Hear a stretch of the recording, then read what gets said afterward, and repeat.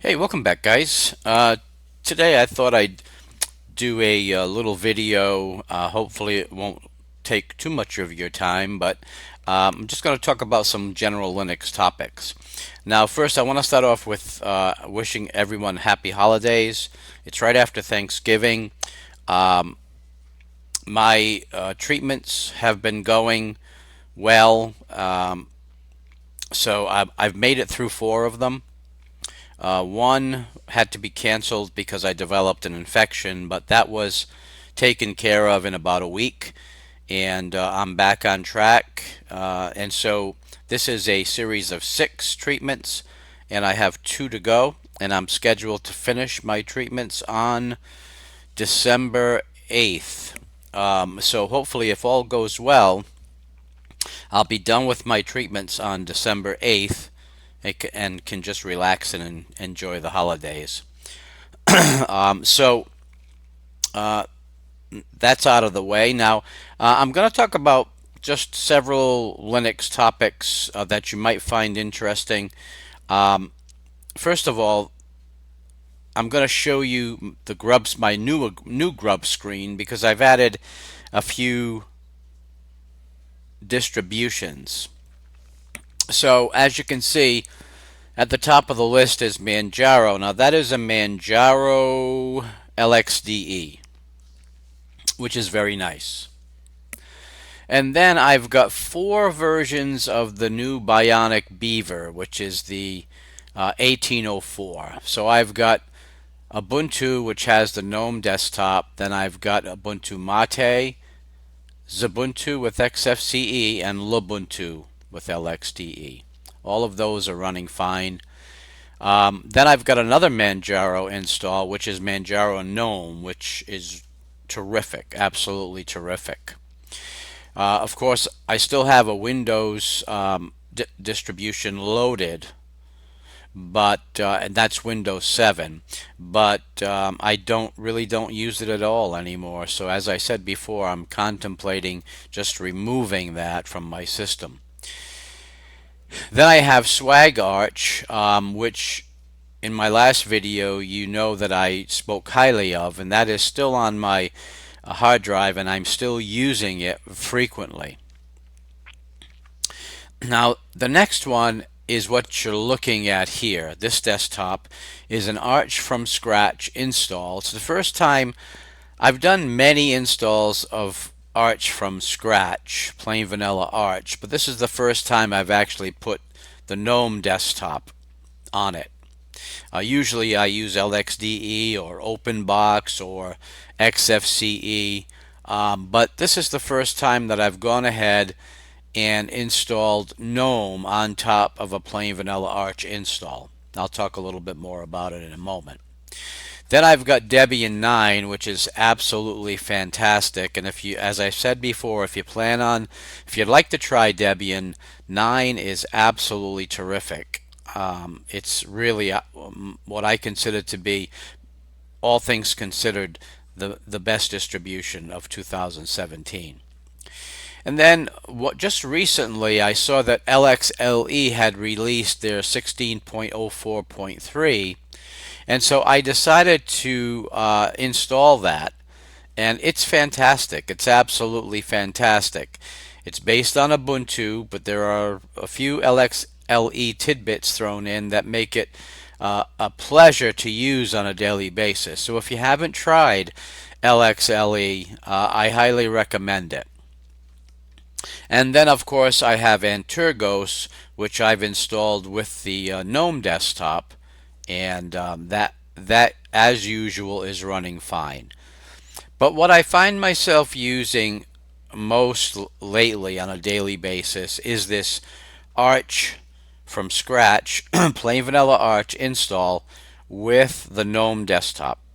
And it's absolutely terrific, very stable. I've gone through all of the updates and haven't had any issues. But again, with Arch, you need to really scrutinize that update list before you press the button to install, so that it doesn't interfere with anything you might have on your system. So it's not for the new user. For the new user, I would still recommend something like one of the Ubuntu flavors or Linux Mint, Linux Lite.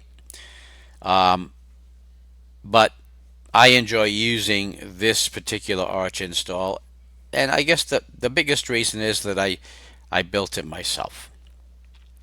So as you can see, I changed the colors on the conky to go a little bit with the holiday spirit, green and red, which looks very nice. Now, one of the things that I realized,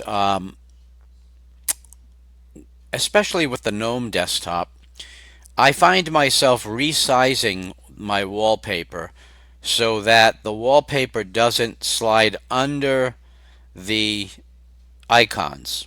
Now, if I'm using icons launchers in the panel, it's really not an issue. But if I'm using the GNOME launcher, whether it be at the bottom or on the left or the right, resizing the wallpaper makes sense. I think it looks a little bit neater, and it leaves a consistent border around your desktop.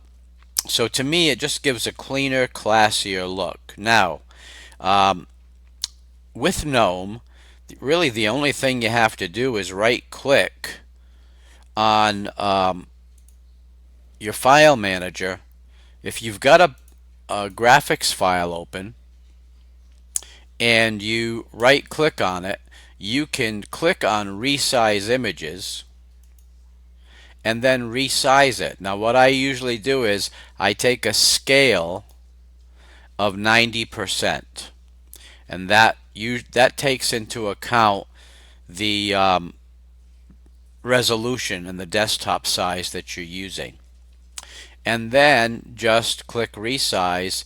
It'll create a new file with an appendix of resized to your folder, and that way you can select either one in the pictures folder.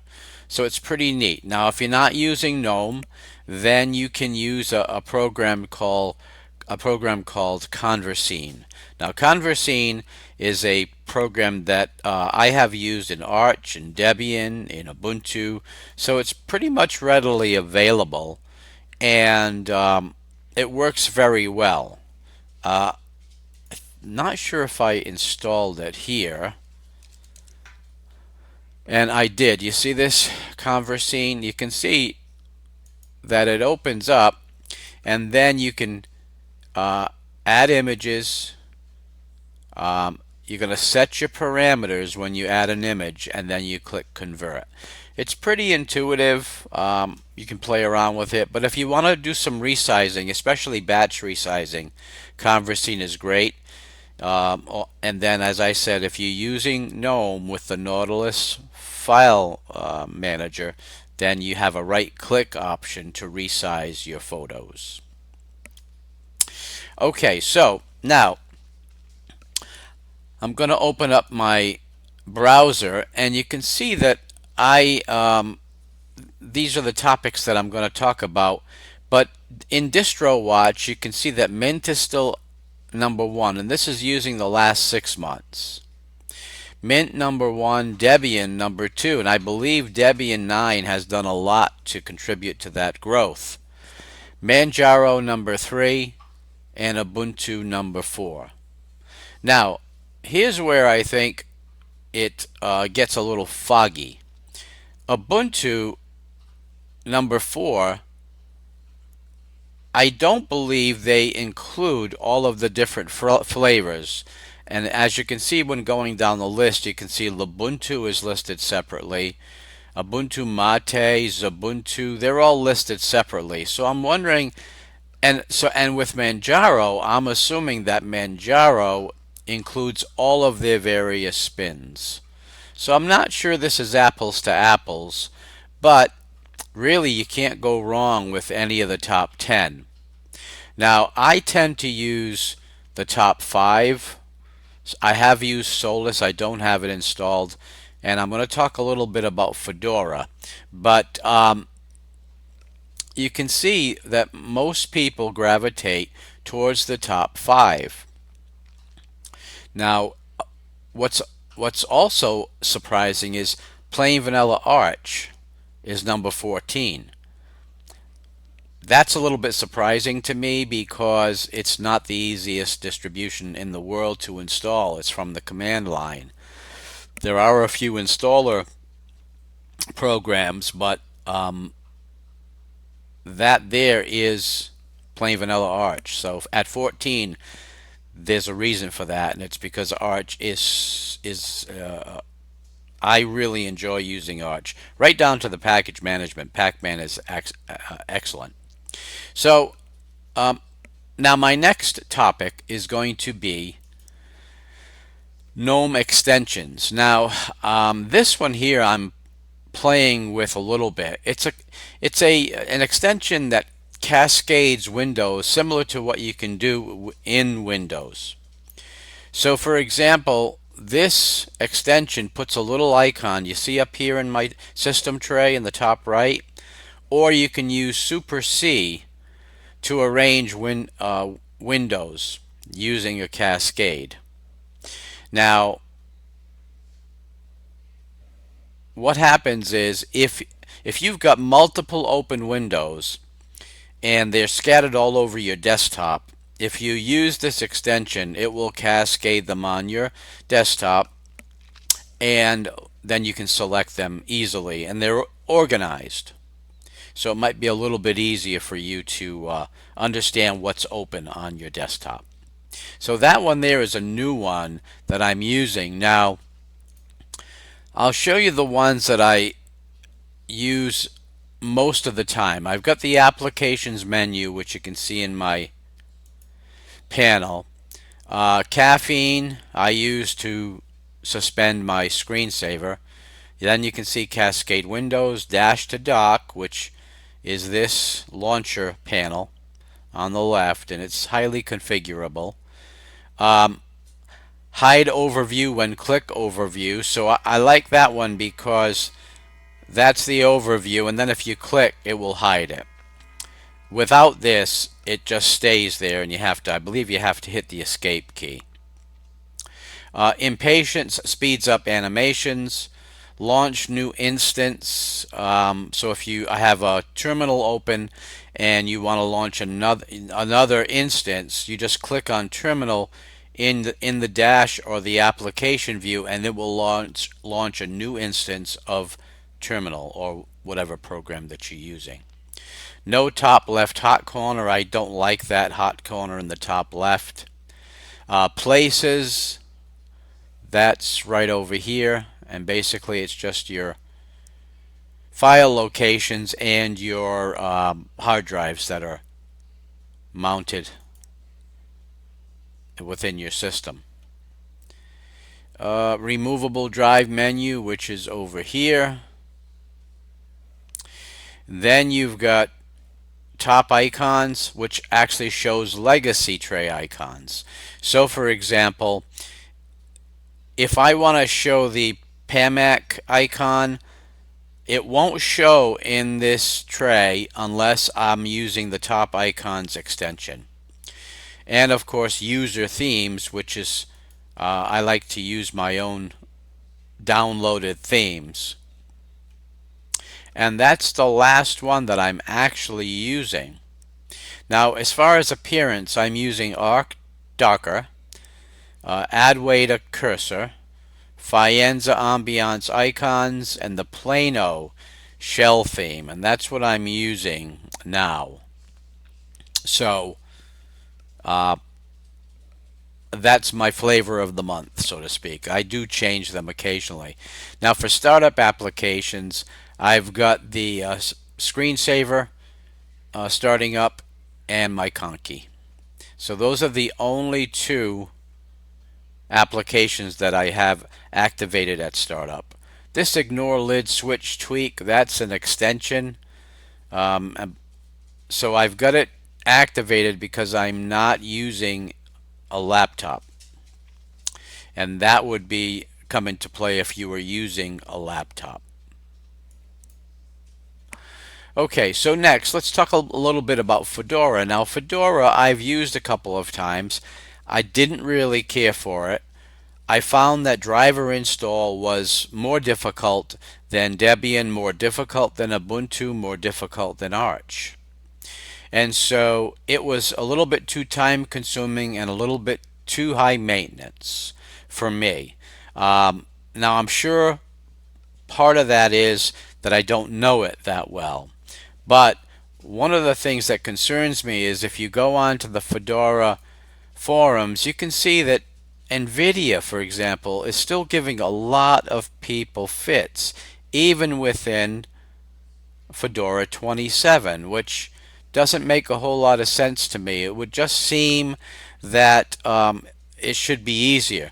Now, if you look at the Fedora 27, 26, 25 NVIDIA install guide, it's absolutely crazy how complicated it is.